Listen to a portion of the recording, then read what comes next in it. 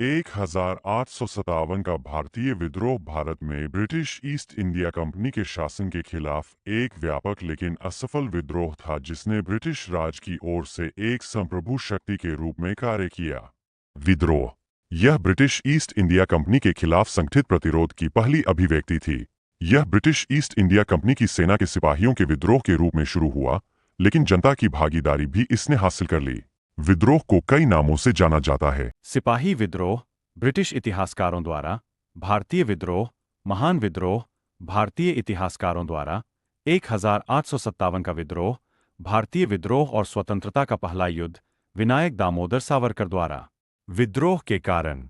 राजनीतिक कारण। अंग्रेजों की विस्तारवादी नीति। 1857 के विद्रोह का प्रमुख राजनैतिक कारण अंग्रेजों की विस्तारवादी नीति और व्यपगत का सिद्धांत था। बड़ी संख्या में भारतीय शासकों और प्रमुखों को हटा दिया गया, जिससे अन्य सत्तारूढ़ परिवारों रानी लक्ष्मीबाई के दत्तक पुत्र को झांसी के सिंहासन पर बैठने की अनुमति नहीं थी।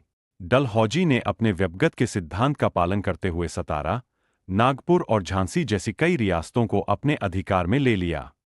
जैतपुर, संबलपुर और उदयपुर भी हड़प लिए गए। लॉर्ड डलहौजी द्वारा अवध को भी ब्रिटिश साम्राज्य के अधीन कर लिया गया, जिससे अभिजात वर्ग के हजारों लोग, अधिकारी, अनुचर और सैनिक बेरोजगार हो गए। इस कार्यवाही ने एक वफादार राज्य, अवध, को असंतोष और षड्यंत्र के अड्डे के रूप में परिवर्तित कर दिया। व्यपगत का सिद्धांत।